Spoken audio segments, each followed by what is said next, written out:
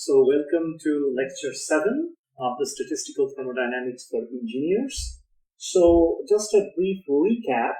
Okay, if you recall what we did in the last lecture is that W is greater than W most probable greater than W bar, where W was the total number of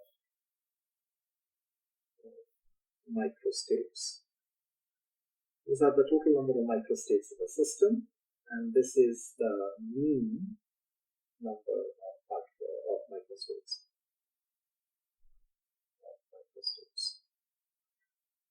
Okay, so this was already there. Now, if your n is 10 to the power of 23 and m is equal to 2, okay, so W, that is the total number of microstates, is given as m to the power of n, which is basically 2 to the power of n. Then W bar, the mean number of microstates, is basically 2 to the power of n divided by n plus 1. Okay. Now, if we now look at it carefully, ln W, that is, if we take the natural log of W, it will be n ln 2, which roughly translates to about 7.0 into 10 to the power of 22. Okay.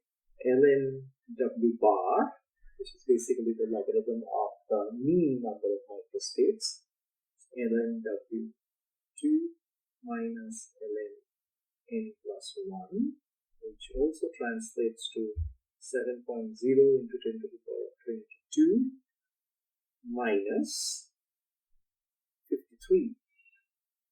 So what we can see here is ln W bar is almost the same as ln W, right? Because you can see that this particular number is so large compared to this that these two are basically one and the same. So in other words, this also means that ln W is therefore almost equal to ln most probable, which is almost equal to ln W bar. So all it means is that the logarithmic of the total number of microstates is almost the same as the most probable number of the number of microstates associated with the most probable macrostate, and that is almost equal to the mean number of microstates. Okay, so that is illuminating. So what we can say is that in the limit when n approaches infinity, ln of Wmp divided by ln W is almost equal to 1. Or in other words, it seems that for macroscopic thermodynamic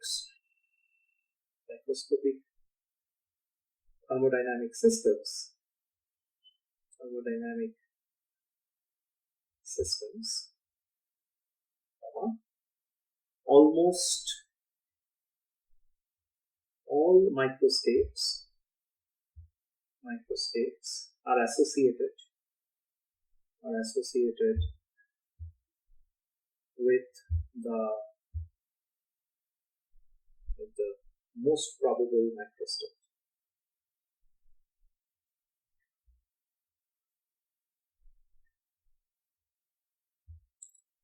So this is the most important inference, that because this is true, and because n is pretty large, it seems that for macroscopic thermodynamic systems, okay, almost all microstates, this is the most important part, almost all microstates are associated with the most probable macrostate. All microstates are associated with the most probable macrostate. So the most probable distribution must represent the equilibrium particle distribution. So this therefore represents the equilibrium particle distribution.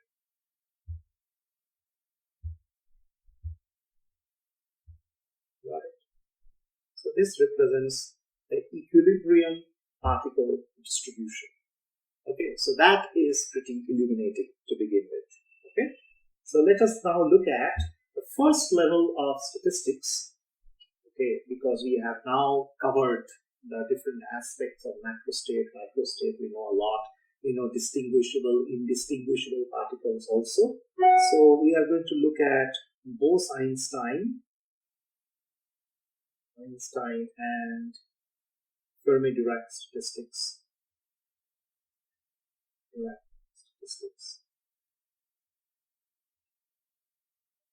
Bose Einstein and Fermi Dirac statistics. Okay. So first let us look at the Bose Einstein or the BE statistics. Okay. So the BE statistics, that is the Bose Einstein statistics after S.N. Bose and Albert Einstein. So the premise is that indistinguishable particles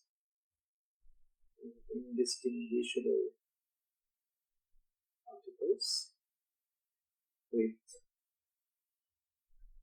no limit on the number of particles okay, per energy state.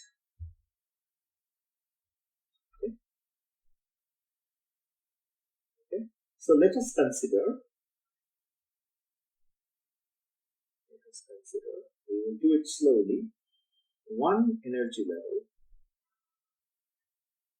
Okay, and let us consider the number of ways, okay, in which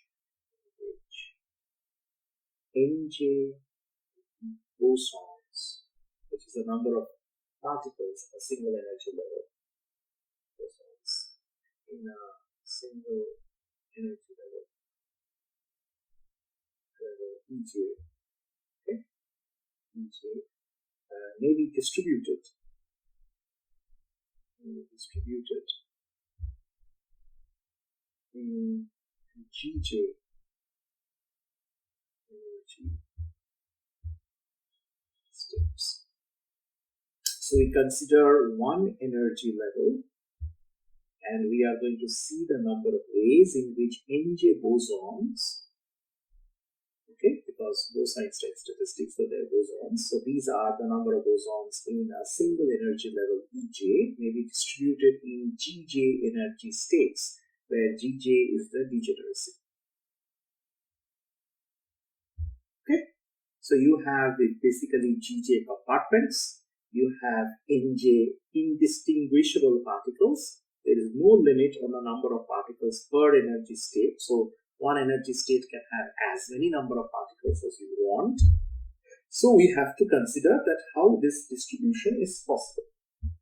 Okay, so this is the problem is therefore equivalent to NJ, identical, indistinguishable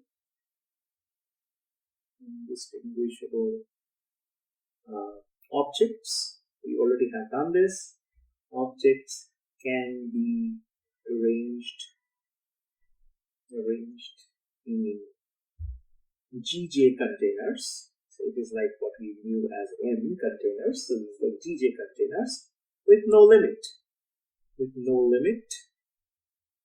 Okay, in the number of objects per container. Got it? Per container. So therefore we write it as Wj is equal to Nj plus Gj minus 1 factorial divided by Nj factorial Gj minus 1 factorial. Okay, so these are the number of arrangements that we have. Okay, so since each energy level is independent, so now since each energy level is independent, right, because it does not depend on the other one, each energy level is independent. So this is important, independent. Okay, Okay, so the total number of ways of obtaining an arbitrary particle distribution,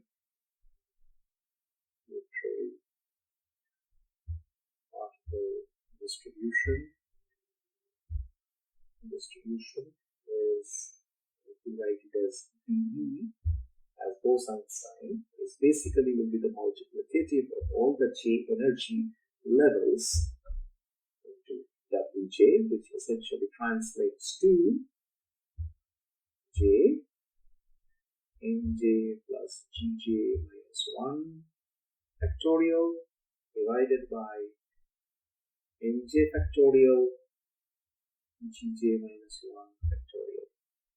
Okay, so this is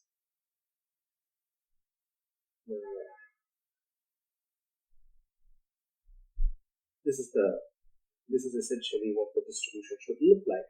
So WBE is basically the generic number of microstates, right, per macrostate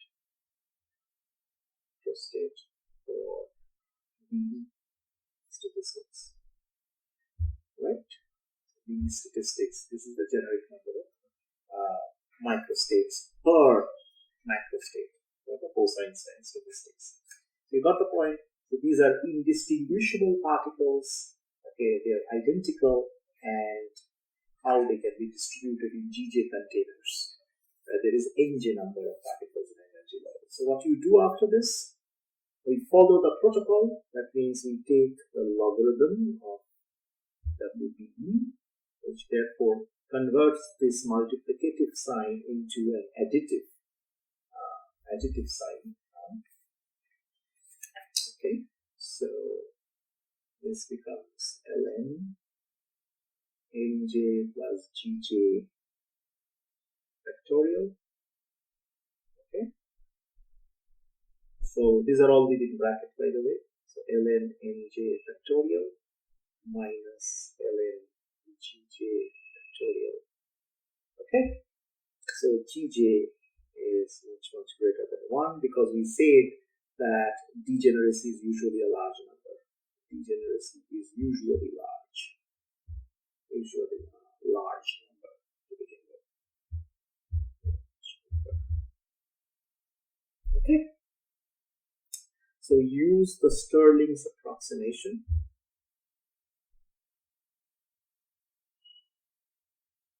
Okay, so which is basically ln n factorial is equal to n ln n minus n. Okay, so this is Stirling's approximation. When you apply it to this particular context, it's ln WBE is equal to summation J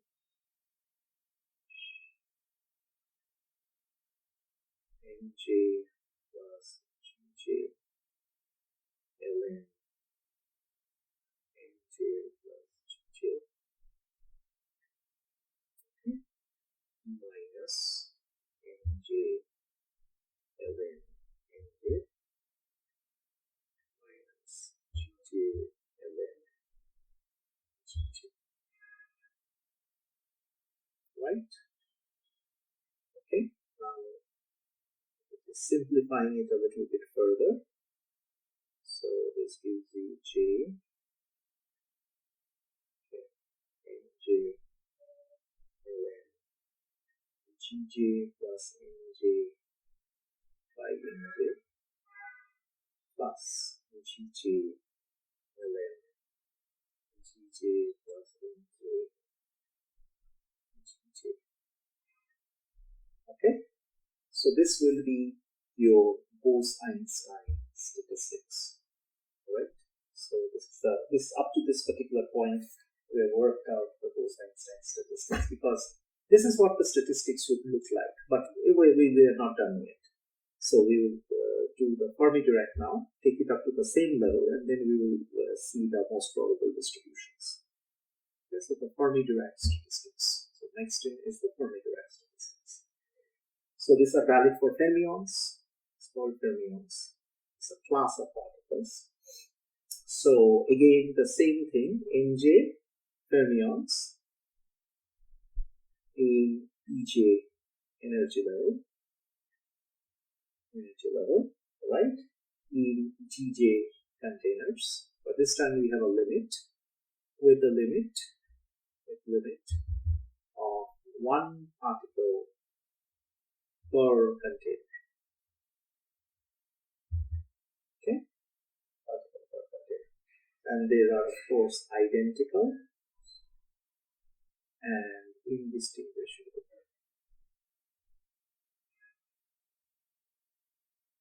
All right, so Wj is equal to Gj factorial by Nj factorial into Gj minus Nj factorial. This we already know.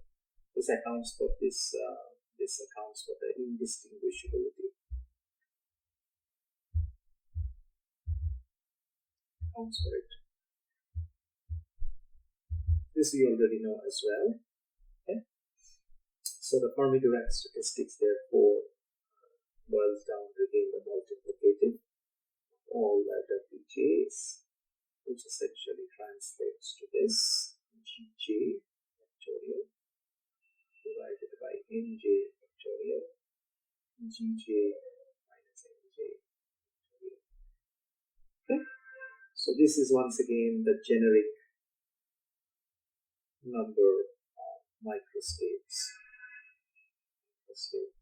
per microstate.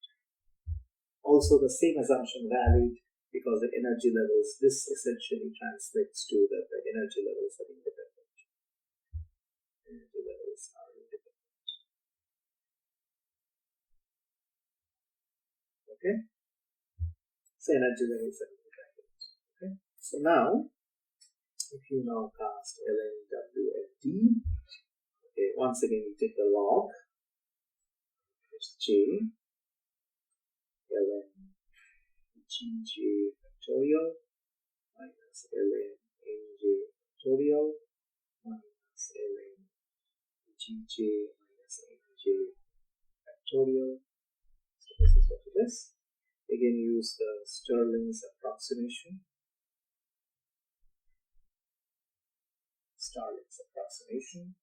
Which essentially translates to Wfd is equal to summation j Nj ln Gj minus Nj divided by Nj minus Gj ln Gj minus Nj by Gj.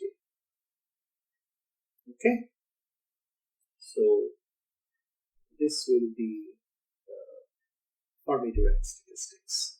So you saw how we used the statistical tools that we developed for very generic situations and how it is applicable when you actually do the Bose Einstein and the Fermi Dirac statistics. Right? Okay.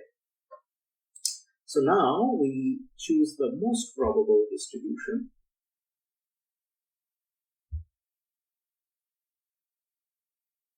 And that is what you want to find out. So this is ln w, whether it is Bose Einstein or Fermi Dirac, doesn't really matter. It's like the distributions are like this. This is Nj ln. It depends on which distribution you are looking at. It looks something like this.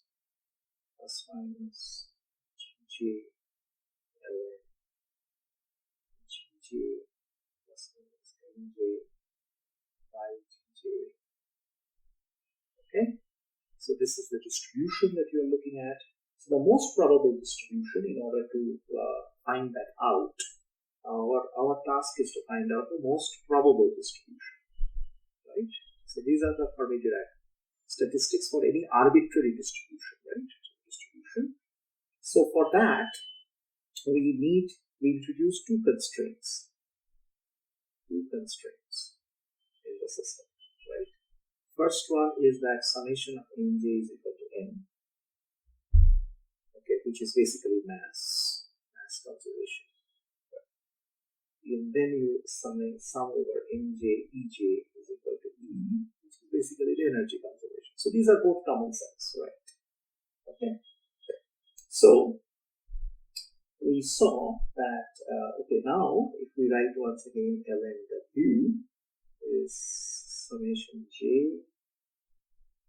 nj ln gj plus minus nj minus nj ln nj plus minus gj ln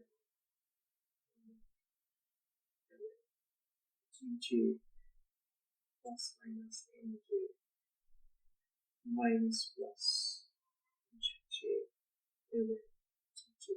So this is the total expression.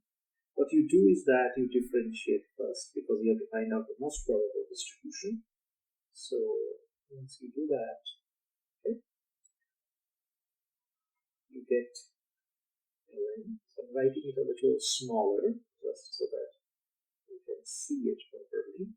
Gj plus minus nj divided by gj plus minus nj minus ln nj minus 1 plus gj plus minus nj tnj. Okay, so that is what we have done now. Okay, so if you now do a little further, then gj plus minus nj, work out the steps.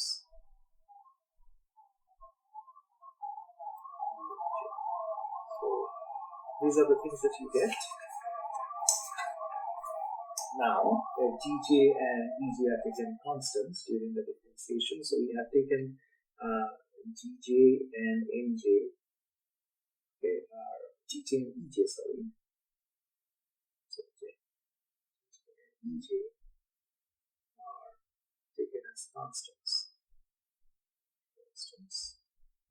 during differentiation.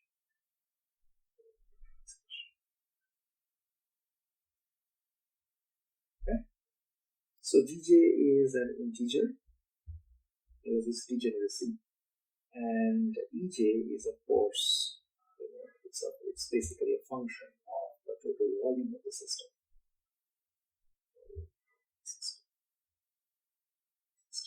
And it is constant. It's constant for an isolated system.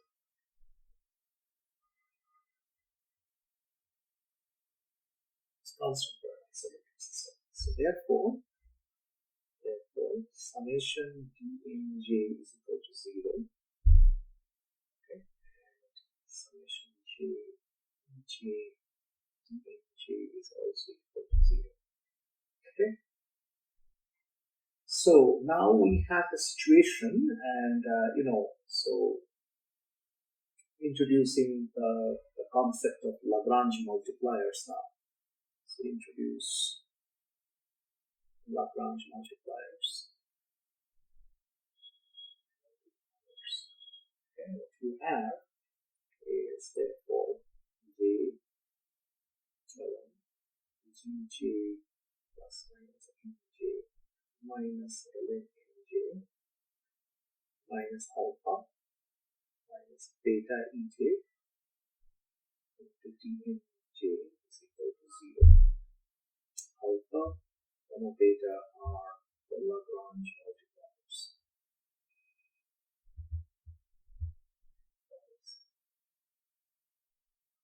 Now, this particular thing can only be achieved, this can be achieved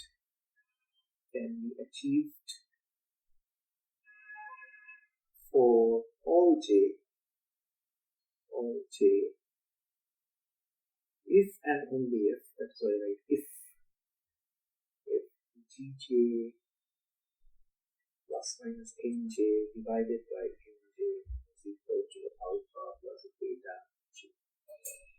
Okay, so therefore Nj is equal to Gj divided by exponential alpha plus beta J minus plus 1. Okay, so this will be the most probable distribution, and as we saw, it is only distribution, and for large n it is, and for large n it is only distribution.